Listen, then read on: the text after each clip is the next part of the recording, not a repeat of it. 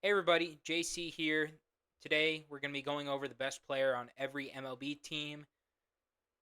All opinions are my own. Please don't trash me in the comments, but feel free to comment whether you agree, disagree. Make sure to subscribe. All right, let's get into it. So to start off, we got Adley Rutschman for the Orioles. He just destroyed my favorite team. Yeah, dude's a stud. Best catcher in the league, probably. Um, OPS plus of 130. Um, 300 batting average guy, 367 on base for an OPS of 785, 806 last year. Dude is just a monster. Um, Definitely going to be in MVP contention for years to come. Um, Close was Gunnar Henderson. I think he is also an absolute stud. Um, but I think Adley just edges him a little bit. The Red Sox, they got a few guys. They got Cutter Crawford, Tyler O'Neill's playing really well, but I'm gonna go with Tanner Houck as their best player. Um, 1.6 ERA this year. He threw a Maddox. Um, Former closer turned starter, and he is just an absolute beast. His stuff's nasty. Tanner Houck. Best player on the Rays is Yandy Diaz.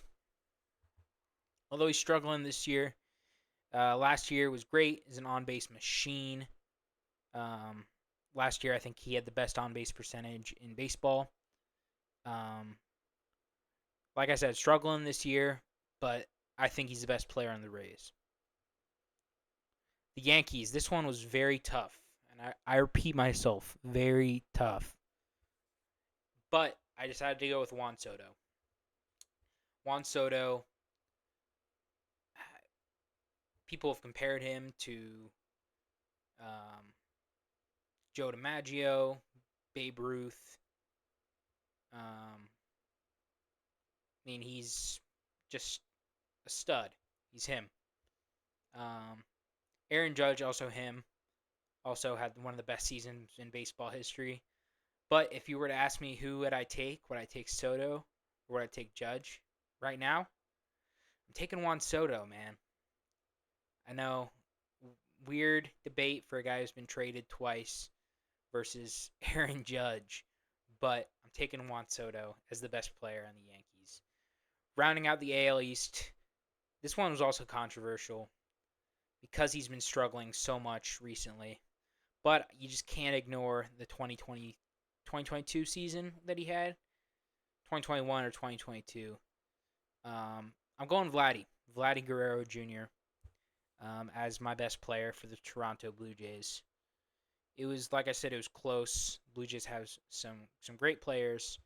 Um, George Springer's probably had the best career, but I'm gonna go with Vladdy. Moving on to the AL Central. For the White Sox, not a lot of bright spots on this team, but one of them, although he's hurt, is Luis Robert. Um, Electric player, really. The only thing that concerns me is he's getting older, has some injury concerns, but I'm going to take him as by far the best player on the White Sox. The Twins, this one was tough. Um, Obviously, they have some good pitching, and they have Carlos Correa. But I'm going to take my boy Royce Lewis as the best player on the Twins. And I'll tell you why. First of all, look at this OPS. I've never seen an OPS like this before. 874. I think he had two at bats, two hits. So he's 2 for 2 with an RBI. But for his career, he mashes. He helped lead the Twins to their first playoff win in decades. Um, and just an all around hitter. He can just rake. So that's why I chose Royce Lewis over Correa, who has been struggling as of late. The Royals, this one is a no brainer. Bobby Witt Jr. What can I say? I think he's top 5 in WAR this year. OPS plus of 158. Dude is a menace at the plate. He's a menace on the field. Great shortstop. And he's a menace on the base paths too. He's a top 5 fastest men in baseball. And yeah, Bobby Witt, only 23 years old or something crazy like that. Yeah, he is a franchise player for sure. Someone that you'd love to build your team around. Good job, Kansas City. Tigers, this one was kind of tough because right now they're just a well-oiled machine. But I'm going to go with future AL Cy Young winner. Yes, I said future AL Cy Young winner, Tariq Skubal. His stuff is dirty. I've only watched him pitch a few times, but when I have, he's just been electric. 4-0 this year with a 1.72 ERA, .7 WHIP, 41 strikeouts, um, accumulating to 1.3 WAR. Yeah, nasty lefty on the mound. Definitely the Tigers' best player in my opinion. Rounding out the AL Central, we got another no-brainer here. Although he's not having a great year this year, Jose Ramirez is their best player, one of the most underrated players in all of baseball. I think the MLB YouTubers that I've watched gave him his flowers, but I think he deserves more flowers for what he's done. A career 850 OPS for a 128 OPS plus, all-around player at third base, and he's a winner too. All right, going to the AL West, we got my boy Mason Miller is the best player. Then again, not a lot of bright spots for the Athletics, but this guy, after striking out Volpe, Judge, and Soto in that Yankee series, blowing 103 by them, I knew this kid was special. Has a nasty slider to go along with it. Probably going to do a reaction video of Mason Miller soon. But yeah, he's just nasty. One of the dirtiest closers in baseball. Zach and I talked about it on the recent podcast. Go watch it. Houston Astros. We got the short king, Jose Altuve. Yeah, career 873 OPS for an OPS plus of 130. He's a World Series champion, although who knows if he cheated, didn't cheat. I'm leaning toward the side that he did not cheat, but we'll see. Yeah, but this year he's killing the game as well. Almost 1,000 OPS, 1.7 WAR, but Hall of Famer. Hall of Famer Jose Altuve, the greatest short player of all time. Can I say that? Greatest short player of all time. The Mariners' best player. This one is tough because he is struggling. He does get off to slow starts, but I'm going to go with J-Rod, Julio Rodriguez. Yes, another guy who's just a five-tool player. He's fast. He can hit for power, a lot of power, as we saw in the home run derbies. Can field. He had a few plays against my Reds that were just jaw-dropping in center. He does get off to slow starts. That's his one downfall. But if I were to choose anybody on the Mariners, I'm choosing J-Rod, and I hope you feel the same. The Angels, I hope you feel the same about this too. Mike Trout. Some people call him the GOAT. I'm not sure, but he's definitely up there. Let's say that. 173 career OPS plus. That's insane. A 410 on base percentage for his career. He's got injured and he's still leading the league in home runs. He's become more of a slugger as he's aged. Less of a defender, but he's still pretty darn good in the field. Five-tool guy, Mike Trout from New Jersey, just amazing. I think he deserves more respect than he's given, but hope you get well soon, Mike. The Rangers, we got World Series hero Corey Seager. Although he's struggling this year, this is a man who is obsessed with his swing. I've read articles about him, how he is trying to get the perfect swing. And boy, his swing is pretty. Fringe Hall of Fame guy, I would say. Comment below whether he's a Hall of Famer or not. But Corey Seager, um, just a great ad for the Rangers. Good at shortstop. Perfect winning player. I think he's won 2 World Series now. One with the Dodgers, one with the Rangers. And yeah, he's a guy I would want on my team for sure. Great hitter. Another guy I would want on my team, moving to the NL East, we've got Ronald Acuna Jr., the MVP, reigning MVP, was 40-80 club last year, either 40-70 or 40-80. Close to 50 home runs. What can I say? Ronald, career 140 OPS plus, gotten off to a little bit of a slow start this year. Definitely not the MVP season that we were hoping for so far, but he still is second in MVP odds. Take with that what you will. 13 stolen bases, 5 tool. 5 tool. I love 5 tool players. The combination is so satisfying to watch. And Ronald Acuna Jr., World Series champion as well. Definitely one of the best young players in the game. He's only like 25 or 26 or something stupid like that. I want him on my team badly, but I know it will never happen. The Mets. A little bit of a struggle to find a player that was really great on the Mets. Lindor, obviously, fantastic. But I think he's a smidge overrated, actually. I'll just say it. I would take Pete Alonso as the best player. The Polar Bear mashes a 524 slugging percentage for an OPS plus of 135. He doesn't hit for average. He just has a lot of pop in that bat. Super advanced. You know, he's the first baseman prototype. Just a guy who just rakes at the plate. And yeah, just a very powerful man, number 20, Pete Alonso.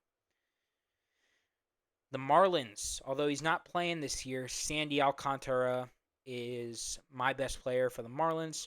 Not a lot of bright spots for them this year. They've really been really bad. But Sandy, hopefully you get better soon. Cy Young winner. Almost 200 innings in that Cy Young year. His stuff is dirty. Dirty. Sandy Alcantara. The Phillies. This was tough between Trey Turner and this man, but I decided to go with Bryce Harper, 2-time MVP. Has shown his playoff success, I think, with his runs with the Phillies. Career OPS plus hitter of 143. Bryce just mashes. Hall of Famer, I believe. Hall of Famer. Bryce Harper. Underratedly good guy, too. I know the media has portrayed him as a bad guy and he has a lot of outbursts, but I think he's a pretty good dude. The Nationals. This is an up-and-comer here. I've always liked his game. C.J. Abrams. Potential to be a 5-tool guy. He's got that speed. He's got a little bit of pop in the bat. He's having a great season with a 169 OPS plus this year. Not a great career hitter, but this year he's really breaking out.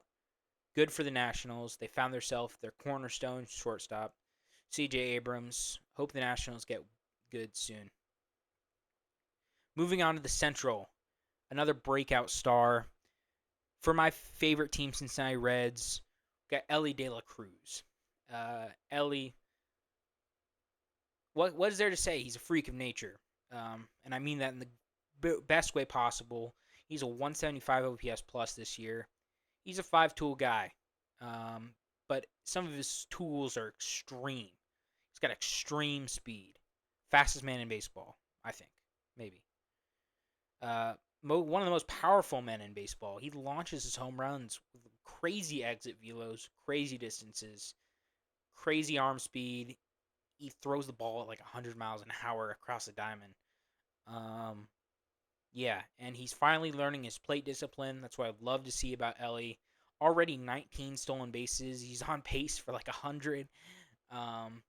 8 home runs. 1.9 WAR. He's getting better in the field, learning a lot, and he's only 22. So Ellie, I love you. You're the best player on my favorite team who is struggling a little bit right now. Nice pose here from Cody Bellinger. Um, I chose Cody over guys like Imanaga and Dansby Swanson and Justin Steele, just because he's an MVP. He's an MVP, former MVP in the 2019 season, um, and he killed it last year. He had a bounce back year. Um, always been solid in the field, can play multiple positions. I like him in center. Um, he struggled with the Dodgers for a little while. That's why his numbers are a little low, but still a 120 career OPS plus is really good. Um, yeah, Cody Bellinger, not completely sold on him yet as a player, but he's helping the Cubs win, so that's all that matters, right? The Pirates, this one is tough because I wanted to go Paul Skeens. I want to go Paul Skeens, but he's not in the majors yet. So I'm going to go with a guy who I feel can be a great number 2 to Paul Skeens. He's dirty. It's Jared Jones. Jared Jones is filthy. Some of his stuff just flies out of his hand. A 3.18 ERA so far. Yeah, if he stays healthy, going to be a great pitcher in the future. I'm not excited to face the 1-2 duo of Skeens and Jones in the future. The Brewers, we had a Contreras brother. Might be the best catcher in baseball, William Contreras. I know I said that for Adley, but William is surpassing his brother Wilson right now. Had a crazy year last year, crazy good year this year. Off to a blistering start with a 172 OPS plus. Just rakes. And the Brewers have managed to turn him into a good behind the plate catcher.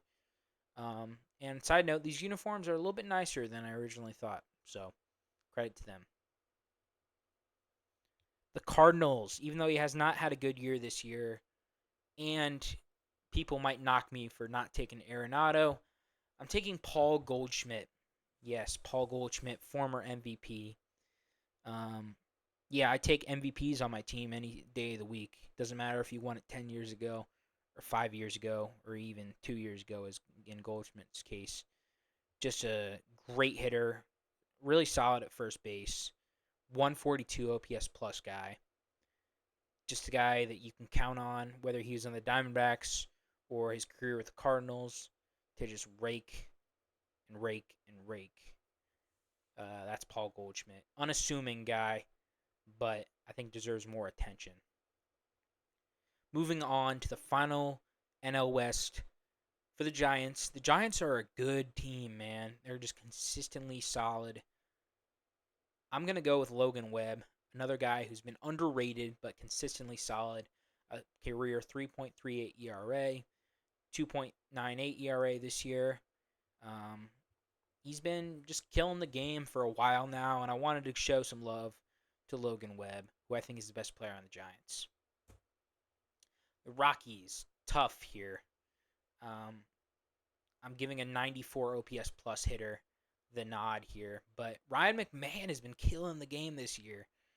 A 920 OPS for an OPS plus of 153. He's playing at Coors Field, but still,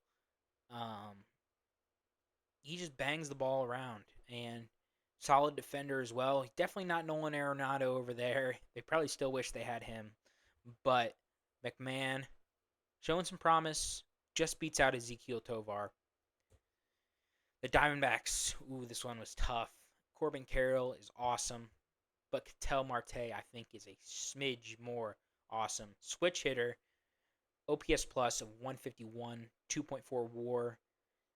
This year, he went crazy last year in the postseason, winning NLCS MVP.